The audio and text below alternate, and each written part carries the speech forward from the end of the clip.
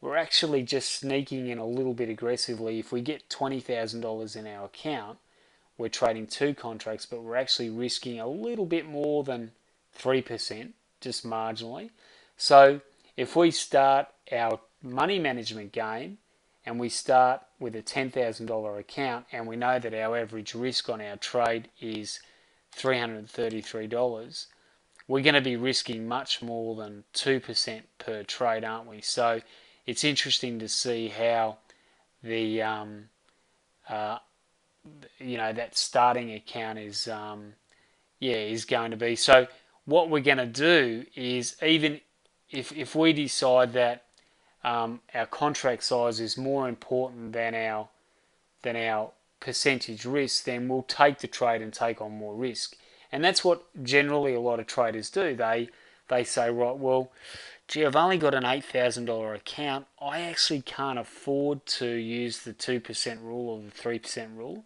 So I'm just going to let that fly a little bit and just trade a little bit more aggressively to start off with.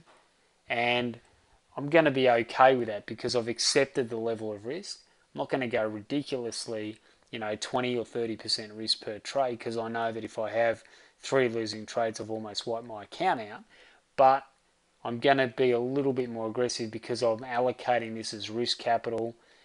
So that's how some people reconcile it. So the journey for us as traders is to get to a point where we know what our risk is, but we know how to get the most out of our potential profit that we get. Because we can see here in this run of trades here in October that there are definitely losing runs. We go back here to September and there was a nice little run of losers. There it is there, bang, good little run of losers. Actually there all the way through there. It runs at 97 points, losing trades. So that is a good run of losers. Now, for us as traders, we're actually in the money management game. We're actually assigning a number of contracts that we're trading per trade. So if you think about this as our scenario, we might be trading 1, 2, 3, 5 contracts. So I don't know how much money we're going to have when we get to this point, but it'll be interesting to see. Now, what is another interesting thing is that what do you think? What is the problem, or what do you think the disadvantage of using a fixed fraction type strategy? So a percentage of risk is when you say you get into a situation where you're getting really good winning trades, you're getting winner after winner, and you're starting to get really good run of trades. You're flying along, the system's doing well, it's performing better than anticipated. So it's up a gear. It's gone from cruiser drive to overdrive, and you're sitting there and you've got 10,000, 15, 16, 17. Man, you just can't wait to go to that next level. You're just itching to get to the next contract. But you set yourself a little bit of a caveat to say that, well, I can't put another contract on until I've got 20 grand in the account.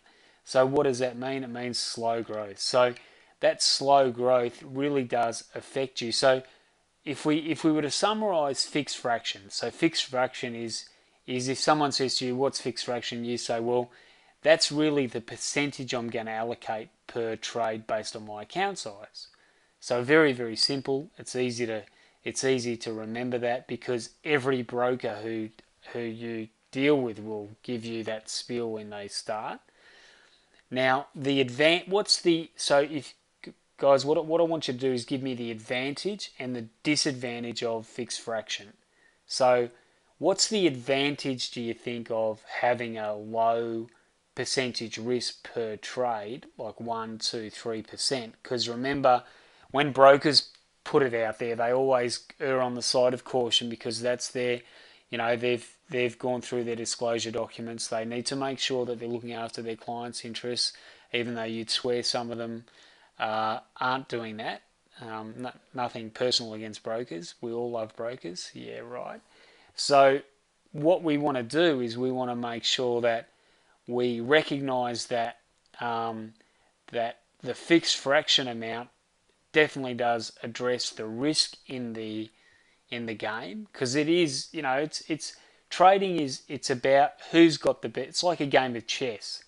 Who's got the best strategy, who's got the most knowledge, who can stay in the game, who can leverage off their account successfully without blowing it up and having too much risk, who's got the professional level of trading to take their, to continually grow and improve their trading and grow their account, because remembering it's a zero-sum game. For every winner there's going to be a loser. So we're playing against, obviously, the professionals in the market and the amateurs. So we want to make sure that we're smarter than the average trader, the amateur traders. And we do that by having a very powerful system, strategy, methodology, and we have the psychology to stay when others go. So basically what we're saying is that we need to make sure that our risk is right, but fixed fraction doesn't do that, doesn't it? It'll save your account because it takes a long time to chip away at that 2%, but it doesn't take advantage of the growth. So, so it does have slower growth, like Karen and Jim have said. It has got slower growth, and that's good while you're gaining experience. But my job and our job is to give you the experience now in and the tools to know how to grow your account successfully without any additional risk, and do it so you're confident. So when you do have a drawdown, you're not sweating bullets and thinking, oh, this is just too much. That's where the psychology comes into it. So you can see just in this little exercise here of going through this account, we have loser, loser, loser, loser. So what have we got there? You pretty much count that 2 as a loser almost. So you've got 1, 2, 3, 4, 5, 6, 7, 8, 9, 10, 11, 12, 13. 13 trades there, consecutive trades, that have given you zero joy. You would have had probably 13,000. The 2-point winner would have made you kind of probably swallow and say, right, well, I'm back, possibly in the game, but then bang, you get hit again. I've just plucked this out, September. Why are you 3%? I'll have to have a look, Karen, but I think it's got to do, I think this may be to do with the, I'll have to look at the percentage here, but it may be to do with the largest winning trade rather than the average losing trade. Sorry, largest losing trade. So it may be to do with the the largest loser as its criteria for the percentage increase. It's been a couple of months since I looked at this one, so I'll pull that. It's a good question though, because if it was 3%, it might be that it has to be up at well above 30. I'll have to check that, but that should actually be up at 3. This may be it is 3 over here, so at 5% it's 3. I'll just find out though. I'll just have a look at that formula to see why that hasn't added another contract. But you're right, if it's trading 3%, it should really be up at 30. Well, not 30, but maybe 39. It should be up around about. It should be close to 3 contracts. So this might just be the standard lot, one lot trading. So getting back to this, why do you think it is that? So basically, from our drawdown here, if we haven't done the work and we haven't done the money management, how do you think we would cope during this run of losers? So we've got 104 points there that we're basically down. We've had, as I said before, 3, 4, 5, 6, 7, 8, 9, 10, 11, 12, about 13 trades. We've had 1 winner in the 13. We've had 1, 2, 3 break evens. So we would really start questioning the performance of the strategy. So that's why we do the back testing, that's why we put the time in, because one of the things we want to do when we first start our trading is we want to block out where these losing runs are, so we can mentally prepare ourselves for that to be the first lot of trades that we take, because what happens is when we're trading, that will definitely happen to us, and it could happen first up. So you've got to be mentally prepared for that. Now let's have a look at this strategy based on um, the performance of the account. So as we said before, with no money management whatsoever, so with no, now remember we talked about fixed fraction being the one lot per percentage, so it could be 3%, 4%, 5%, whatever percentage you decide to add to the account. So you will be when you increase your contract size.